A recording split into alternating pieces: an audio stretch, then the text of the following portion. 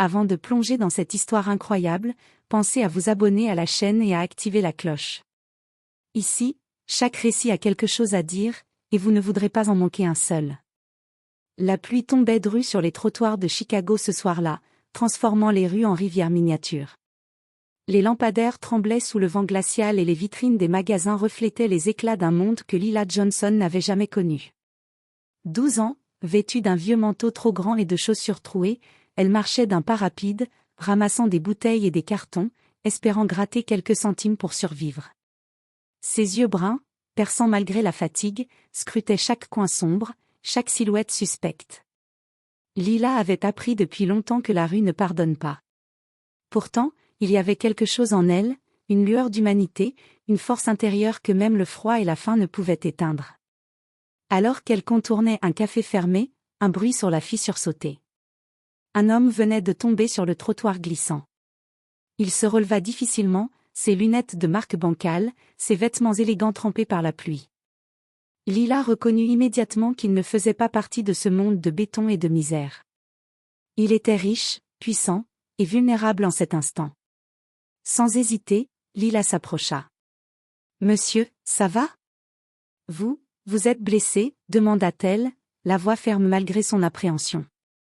L'homme, Ethan Crawford, un milliardaire connu pour son empire financier et sa froideur légendaire, cligna des yeux, surpris. Il n'était pas habitué à ce qu'une enfant s'inquiète pour lui. Je crois que oui, merci. Balbutia-t-il, déconcerté par cette petite silhouette trempée. Lila tendit sa main, et avec une patience étonnante pour son âge, l'aida à se relever. Elle le guida jusqu'à un petit café ouvert, où ils s'abritèrent de la pluie.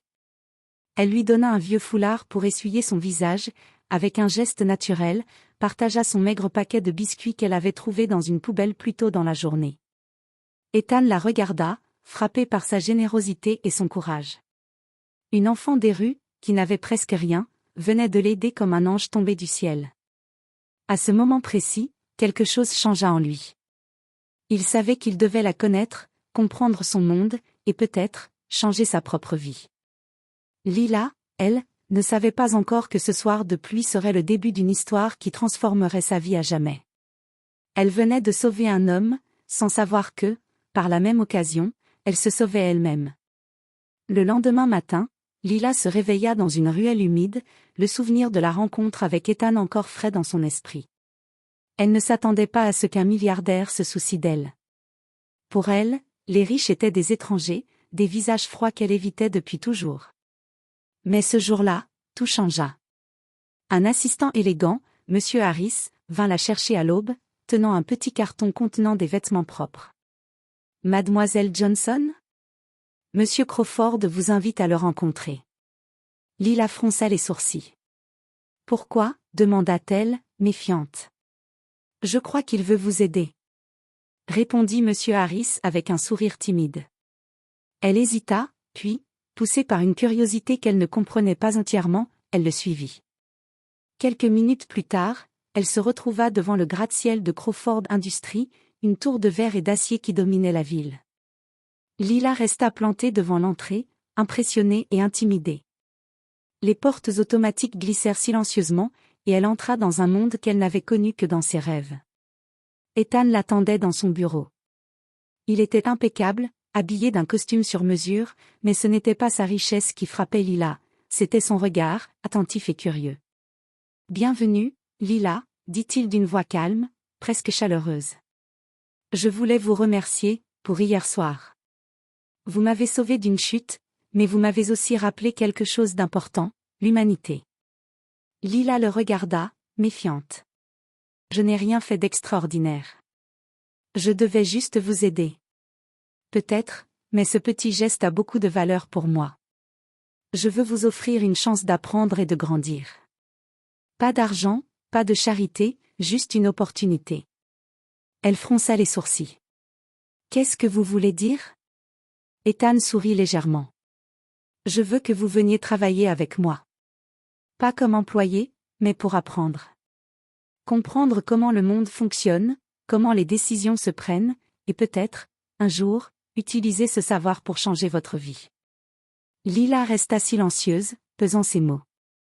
Elle avait appris à se débrouiller seule, à ne jamais dépendre de personne. Accepter cette offre signifiait laisser tomber sa méfiance et faire confiance à un étranger. Et pourtant, une petite voix en elle lui disait que c'était peut-être la première vraie chance qu'elle avait. Finalement, elle hocha la tête. D'accord, je veux essayer. Mais je ne veux pas que vous pensiez que je fais ça pour l'argent. Ethan hocha la tête, satisfait. Je ne le pense pas, Lila. Je pense que vous êtes exceptionnelle. Ainsi commença le premier jour de Lila dans le monde des riches et puissants. Elle ne savait pas encore que ce choix courageux allait déclencher une série d'événements qui changeraient non seulement sa vie, mais celle d'Ethan également. Elle venait de franchir la première étape vers un avenir qu'elle n'aurait jamais osé imaginer dans les rues sombres de Chicago. Lila se réveilla tôt ce matin-là, dans une petite chambre mise à disposition par Ethan dans un immeuble sécurisé appartenant à sa fondation. Pour la première fois depuis longtemps, elle avait un lit propre, des draps chauds, et le silence de la ville qui s'éveillait en dessous d'elle. Elle se prépara rapidement, enfilant les vêtements que M. Harris lui avait apportés, un pantalon simple et un pull sobre, mais propre et confortable. En descendant, elle sentit le poids de son nouveau monde, mélange de fascination et de peur. Chaque détail, le sol poli, les tableaux modernes, les vitres qui donnaient sur Chicago lui rappelaient qu'elle était entrée dans un univers totalement différent de la rue. Ethan l'attendait dans son bureau, un café fumant à la main. « Prête pour votre premier jour ?» demanda-t-il avec un sourire. Lila acquiesça, le cœur battant. « Oui, mais je ne sais pas trop ce que je suis censée faire. » « Ne vous inquiétez pas. Aujourd'hui, vous allez observer, apprendre et comprendre. Pas de pression. Juste, regardez comment les choses se passent. » La première rencontre de Lila fut avec l'équipe de direction. Les hommes et femmes en costume la regardaient avec curiosité, pour certains, un léger scepticisme. Elle sentit le regard de certains peser lourdement sur elle, comme si sa jeunesse et ses vêtements simples la rendaient étrangère à ce monde. Mais Lila ne se laissa pas intimider. Elle se tint droite, répondit avec politesse et un brin d'humour à une question maladroite, et remarqua l'admiration dans les yeux d'Ethan. « Vous avez beaucoup de courage pour quelqu'un de votre âge, et beaucoup d'intelligence, » dit Ethan à voix basse. Lila haussa les épaules, feignant la modestie. « Je suppose que la rue m'a appris à survivre, à observer les gens et comprendre leurs intentions. » Ethan sourit intérieurement. C'était exactement ce qu'il voulait, une personne capable de penser par elle-même, d'apprendre vite, et surtout de ne jamais se laisser intimider par les apparences. Plus tard dans la matinée, Lila fut invitée à assister à une réunion stratégique. Elle ne comprenait pas tous les termes financiers ou les discussions sur les acquisitions, mais elle remarqua autre chose, les décisions étaient prises non seulement par les chiffres, mais aussi par le courage et l'intuition. Elle comprit que ce monde, malgré son apparence froide et calculatrice, avait besoin de cœur exactement ce qu'elle possédait. À la fin de la journée, Ethan lui fit visiter les coulisses de ses entreprises, la salle de contrôle, les laboratoires de recherche et les archives historiques de la société. Lila touchait, voyait et sentait l'énergie de ce monde. Elle n'était plus seulement une petite fille des rues, elle devenait quelqu'un qui pouvait comprendre et influencer son destin. En rentrant dans sa chambre ce soir-là, Lila se regarda dans le miroir. Ses yeux brillaient d'une détermination nouvelle. La vie venait de lui offrir une chance et cette fois, elle était prête à la saisir. Mais même dans ce monde nouveau, les ombres de son passé étaient toujours là. Les dangers de la rue, la faim et la solitude ne l'avaient pas oubliée. Et quelque part, elle savait que les véritables épreuves venaient à peine de commencer. Les semaines passèrent, et Lila s'adaptait de mieux en mieux à sa nouvelle vie. Chaque matin, elle quittait son petit logement sécurisé pour rejoindre Ethan et découvrir un peu plus le monde des affaires, tandis que chaque soir, elle revenait avec une énergie nouvelle, mais aussi un poids qu'elle ne pouvait ignorer. Un après-midi, alors qu'elle traversait le hall de Crawford Industries, elle aperçut une silhouette familière dans la rue à travers la grande baille vitrée. Son cœur se serra. C'était Darnell, un garçon qu'elle connaissait depuis son enfance dans les rues de Chicago, et qui avait été son compagnon dans la survie quotidienne. Il portait un regard inquiet et apeuré, semblant chercher quelqu'un. Lila sentit la panique monter en elle.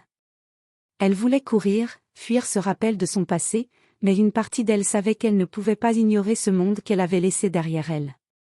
Ethan, remarquant son agitation, s'approcha. « Quelque chose ne va pas ?» demanda-t-il, d'une voix douce. Lila secoua la tête, essayant de masquer ses émotions.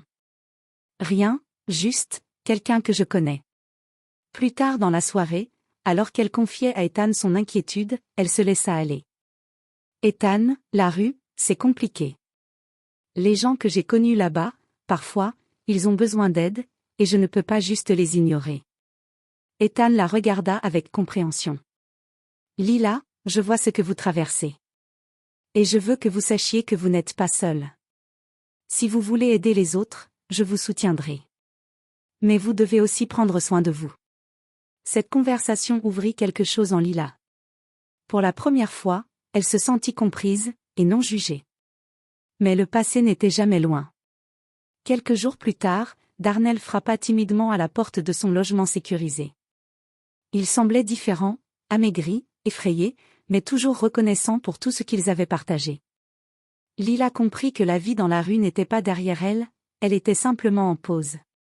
Elle décida de l'aider, mais cette fois avec les ressources et le soutien que lui offrait Ethan. Ensemble, ils commencèrent à élaborer des plans pour offrir de la nourriture, un abri, et un peu de sécurité aux enfants comme eux. Cette expérience rapprocha Ethan et Lila d'une manière inattendue.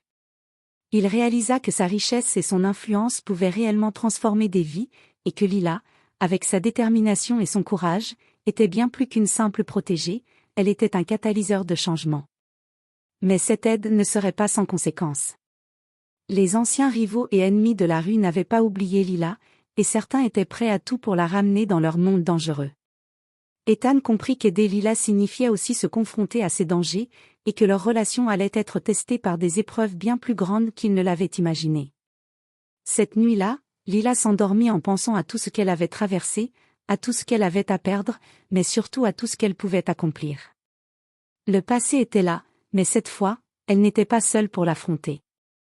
Le soleil était à peine levé quand Lila traversait le parc près de la fondation. Même après plusieurs semaines dans ce nouveau monde, elle ne pouvait s'empêcher de se promener dans certains quartiers qu'elle connaissait bien, ceux où la misère et la solitude régnaient encore. Elle savait que la vraie vie ne se limitait pas aux gratte-ciel et aux bureaux luxueux. Alors qu'elle avançait, un cri aigu retentit. Lila se retourna et vit un chien, attaché à une laisse, coincé au bord d'une fontaine. L'animal paniquait, glissant dangereusement vers l'eau glaciale. La propriétaire, une vieille dame tremblante, tentait en vain de le rattraper. Sans réfléchir, Lila courut.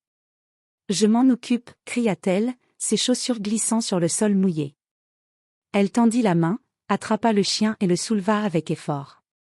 L'animal tremblait, mais était sain et sauf. La vieille dame, les larmes aux yeux, prit le chien dans ses bras et le serra contre elle. « Merci, merci, ma petite, vous m'avez sauvé la vie de mon compagnon. » Ce geste héroïque, simple mais puissant, fut remarqué par un photographe qui passait par là.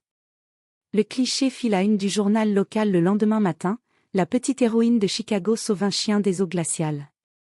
Lila, assise dans le bureau d'Ethan en train de boire un chocolat chaud, vit l'article. Elle rougit légèrement.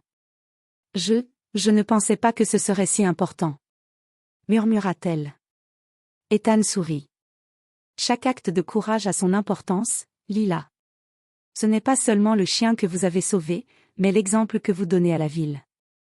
Les gens voient qu'une jeune fille, seule, peut faire une différence. Et cela montre ce dont vous êtes capable. » Pour Lila, ce moment fut révélateur. Elle commença à comprendre que le courage et l'empathie, même dans un monde rempli de richesse et de pouvoir, pouvaient changer des vies. Et surtout, elle réalisa qu'elle pouvait utiliser ses expériences passées pour inspirer et protéger ceux qui étaient encore pris dans la misère. Cette reconnaissance publique apporta aussi une nouvelle dimension à sa relation avec Ethan. Il voyait en elle non seulement une protégée ou une étudiante, mais une véritable force de changement. Et Lila comprit qu'avec sa confiance et son soutien, elle pouvait aller encore plus loin. Mais au fond d'elle, elle savait que sa vie allait continuer à être mise à l'épreuve. Chaque action héroïque attire l'attention et parfois, l'attention des mauvaises personnes. Les défis ne faisaient que commencer. Quelques semaines après l'acte héroïque de Lila, la notoriété de la jeune fille grandissait. Les journaux, Les réseaux sociaux et même les émissions locales parlaient de la petite héroïne de Chicago qui avait sauvé un chien et qui, maintenant, travaillait aux côtés d'un milliardaire. Mais avec la lumière vient l'ombre. Dans les couloirs feutrés de Crawford Industries, un rival d'Ethan, Victor Langlais, un homme ambitieux et jaloux, observait la situation avec un mélange de colère et de convoitise. Victor savait qu'Ethan était vulnérable dès qu'il s'agissait de Lila. Et il avait l'intention d'utiliser cette faiblesse. Un soir, alors que Lila quittait la fondation pour rentrer chez elle, un inconnu l'aborda dans une ruelle adjacente. « Tu veux gagner beaucoup d'argent, gamine ?» dit-il, d'un ton mielleux mais menaçant. Lila recula instinctivement, mais son instinct et son courage prirent le dessus. Elle savait qu'accepter aurait des conséquences.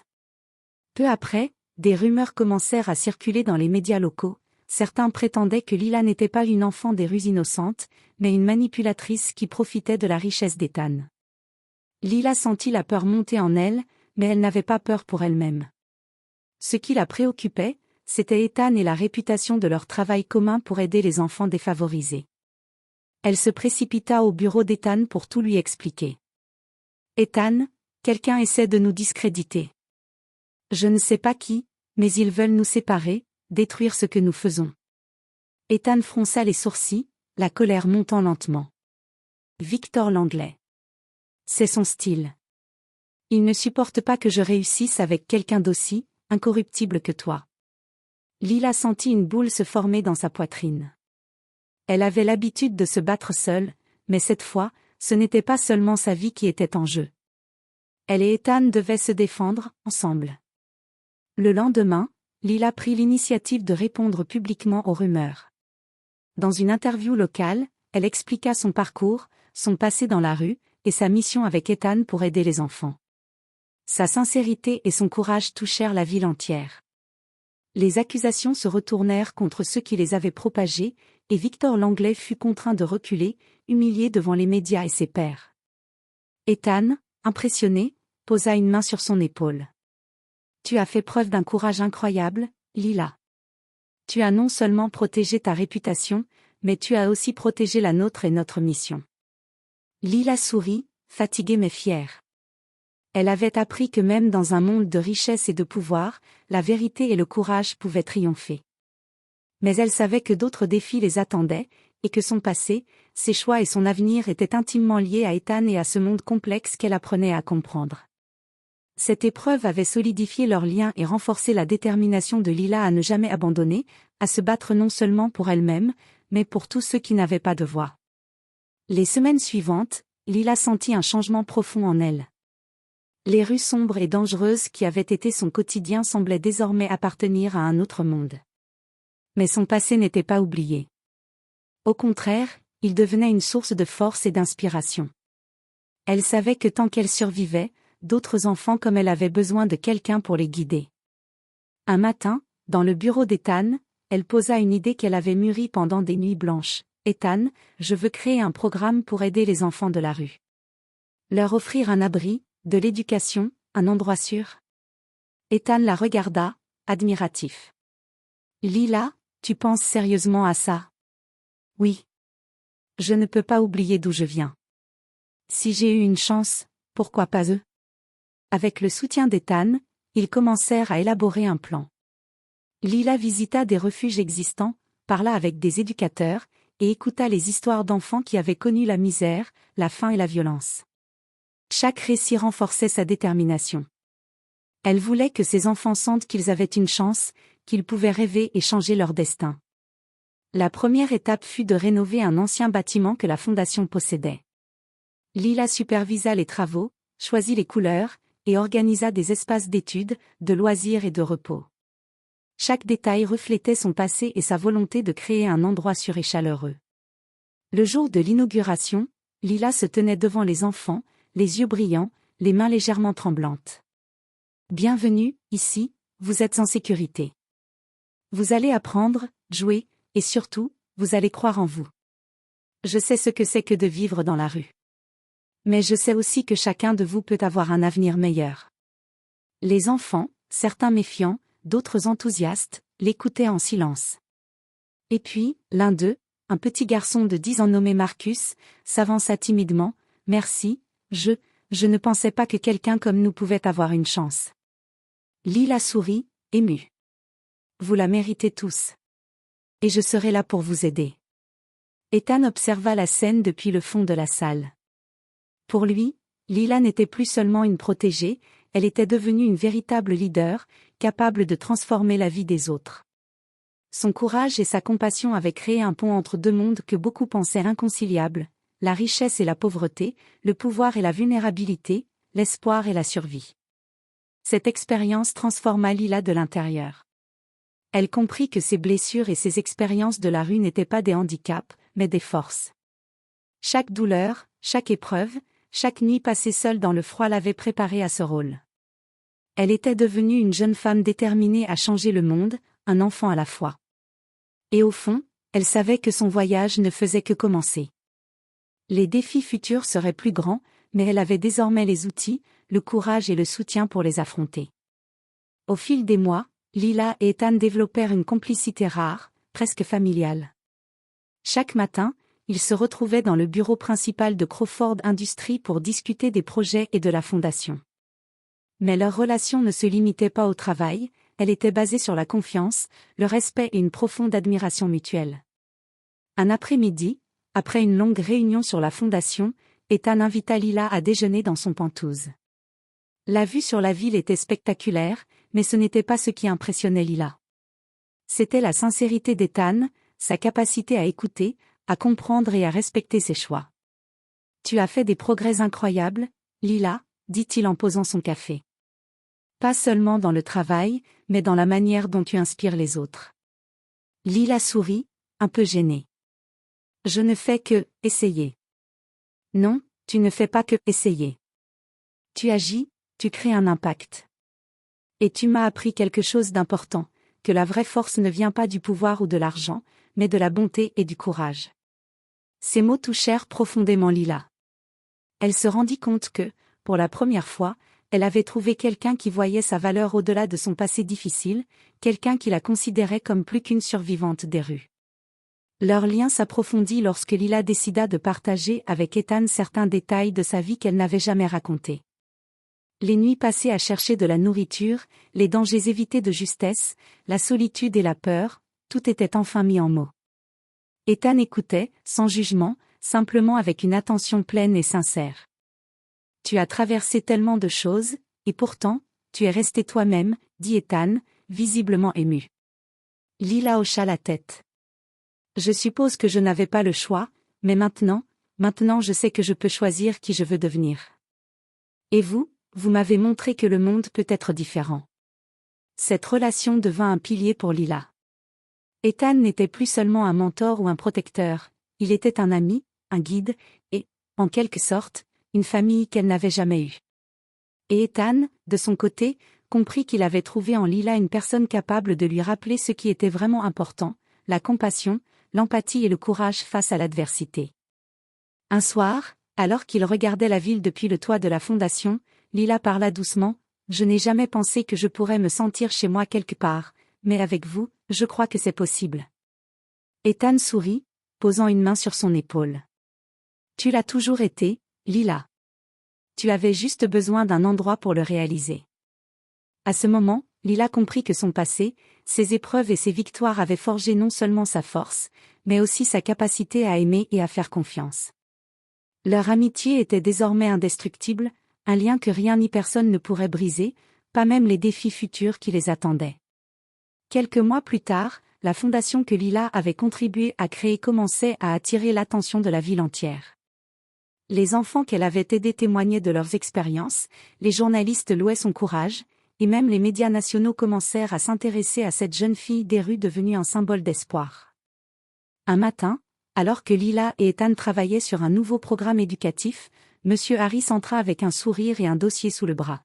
« Lila, vous êtes sur le point d'être invitée à parler lors d'une émission nationale de télévision. Ils veulent que vous racontiez votre histoire. » Lila sentit son estomac se nouer. La télévision? Le public? Toute la nation? Elle inspira profondément. D'accord. Mais je veux que ce soit pour les enfants, pas pour moi. Ethan hocha la tête, fier de sa maturité. Exactement. Parler pour eux, pas pour les projecteurs. Le soir de l'émission, Lila se retrouva sous les projecteurs pour la première fois. Les caméras, les lumières et le public faisaient battre son cœur à toute vitesse, mais elle se souvint de tout ce qu'elle avait traversé, la peur, la solitude, la faim, et surtout, son courage. Elle commença à raconter son histoire, sa vie dans les rues, sa rencontre avec Ethan, et comment ils avaient construit ensemble la fondation. Sa voix tremblait légèrement au début, mais elle gagna en force et en assurance. Chaque mot, chaque geste témoignait de sa sincérité et de sa détermination. Le public fut captivé. Les téléspectateurs furent touchés par son courage et sa vision. Des appels, des messages et des donations affluèrent, permettant à la fondation de grandir plus vite que jamais. Lila réalisa alors que son passé, jadis source de douleur et de peur, pouvait devenir une force pour inspirer et aider d'autres enfants. Ethan, assis dans les coulisses, regardait Lila avec admiration. Il avait toujours su qu'elle était exceptionnelle, mais la voir briller de cette manière, toucher des milliers de vies, dépassait toutes ses attentes. Tu es incroyable, Lila. Tu n'as pas seulement sauvé des vies ici, tu inspires tout le pays. Cette reconnaissance publique renforça aussi le lien entre Lila et les enfants de la Fondation. Ils la voyaient comme une héroïne réelle, une personne qui avait compris leur monde et qui s'était battue pour leur donner une chance. Pour Lila, ce succès inattendu apporta une nouvelle certitude, elle pouvait changer le monde, un enfant à la fois. Et chaque sourire qu'elle voyait, chaque regard rempli d'espoir, rappelait que son courage et sa résilience avaient un véritable impact. Mais malgré cette réussite éclatante, Lila savait que la route n'était pas terminée. Les défis, les jalousies et les épreuves personnelles étaient toujours là, prêts à tester sa force et sa détermination. Elle était prête à les affronter, plus déterminée que jamais. Une soirée d'automne, la fondation était silencieuse. Les enfants étaient rentrés chez eux ou endormis dans les dortoirs, et Lila s'occupait de classer des dossiers pour le programme éducatif. Ethan entra doucement, un regard sérieux mais tendre sur le visage. « Lila, peux-tu me parler un moment ?» demanda-t-il. Lila leva les yeux et acquiesça, sentant que quelque chose d'important allait se passer.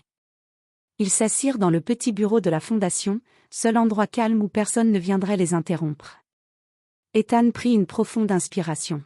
« Lila, je veux que tu saches quelque chose que je n'ai jamais dit à personne. » Lila frissonna, intriguée. « Quoi donc ? » ?»« Je te considère comme ma fille. » Les mots tombèrent doucement, mais avec une force émotive incroyable. « Je ne t'ai jamais adoptée officiellement, mais depuis le premier jour où je t'ai rencontrée sous cette pluie, tu as occupé une place dans ma vie que personne d'autre n'a jamais eue. » Lila resta bouche bée. Ses yeux s'embuèrent de larmes. Pendant des années, elle avait rêvé d'une famille, d'un lien sincère, mais tout ce qu'elle connaissait était la solitude et la survie. Et maintenant, cet homme qu'elle respectait tant, cet homme qui avait changé sa vie, lui offrait enfin ce qu'elle avait toujours cherché, une famille. Je ne sais pas quoi dire. Balbutia-t-elle, la gorge serrée. Tu n'as rien à dire. Je voulais simplement que tu saches que tu n'es plus seule, que tu es aimée, et que peu importe ce que le futur nous réserve, je serai toujours là pour toi. Lila éclata en sanglots, mais cette fois, ce n'était pas de peur ou de tristesse. C'était de gratitude, de soulagement et d'amour. Elle s'élança dans les bras d'Ethan, sentant pour la première fois dans sa vie qu'elle avait un refuge, un parent, une maison. Cette révélation transforma définitivement leur relation. Lila n'était plus seulement une protégée ou une élève, elle était sa fille de cœur, et Ethan était son père. Une famille improbable, née d'un acte de bonté sous la pluie, mais renforcée par le temps, les épreuves et les victoires partagées. Cette nuit-là, alors qu'elle regardait la ville depuis la fenêtre de son bureau, Lila sentit une paix profonde l'envahir. Elle avait affronté la rue, sauvé des vies, inspiré des milliers de personnes et trouvé une famille. Tout ce qu'elle avait traversé l'avait menée jusqu'ici. Et désormais, avec Ethan à ses côtés, elle savait qu'aucune épreuve future ne pourrait briser le lien qu'ils avaient créé. Le soleil se levait sur Chicago, baignant la ville dans une lumière dorée et apaisante. Lila se tenait sur le toit de la fondation, regardant les rues en contrebas, réfléchissant à son incroyable parcours. Elle n'était plus la petite fille des rues qui errait seule et affamée. Elle était devenue une jeune femme forte, respectée et aimée, capable d'inspirer et de transformer des vies. Autour d'elle, la fondation prospérait. Les enfants qu'elle avait aidés souriaient, étudiaient, jouaient et rêvaient d'un avenir meilleur. Les programmes éducatifs qu'elle avait imaginés fonctionnaient parfaitement, et chaque succès, petit ou grand, rappelait à Lila combien elle avait grandi. Ethan arriva derrière elle, silencieux. Il posa une main sur son épaule et sourit. « Regarde tout ce que tu as accompli, Lila. Tu n'as pas seulement changé ta vie, tu as changé celle de centaines d'autres. » Lila tourna la tête et sourit. « Je n'aurais jamais pu faire tout ça seule, merci d'avoir cru en moi, même quand je ne croyais pas en moi-même. » Ethan serra doucement son épaule. « Tu as toujours eu le courage et la force en toi. Moi, je n'ai fait que t'aider à le voir. Et regarde-toi maintenant, tu es incroyable. » Pour Lila, cette reconnaissance allait bien au-delà des compliments. Elle voyait le fruit de son travail, de ses sacrifices et de sa résilience. Elle comprenait que le passé, aussi difficile et cruel soit-il, n'était jamais une condamnation, il pouvait devenir un tremplin pour l'avenir. Alors qu'elle regardait l'horizon, elle sentit un mélange d'accomplissement et de paix. Elle savait que d'autres défis l'attendaient, la vie ne serait jamais simple, mais cette fois, elle n'avait plus peur. Avec Ethan comme père de cœur et des enfants qui l'admiraient et comptaient sur elle, elle avait trouvé sa place dans le monde. La petite fille des rues qui avait sauvé un millionnaire était devenue un symbole d'espoir, de courage et de transformation. Une vie changée à jamais, non pas par l'argent, mais par la bonté, la détermination et l'amour. Et alors que la ville s'éveillait sous ses yeux, Lila sut que son histoire n'était pas seulement la sienne, elle appartenait à tous ceux qui croyaient en un avenir meilleur, et que même les plus petites actions de courage pouvaient résonner à travers le monde, changeant des vies à jamais.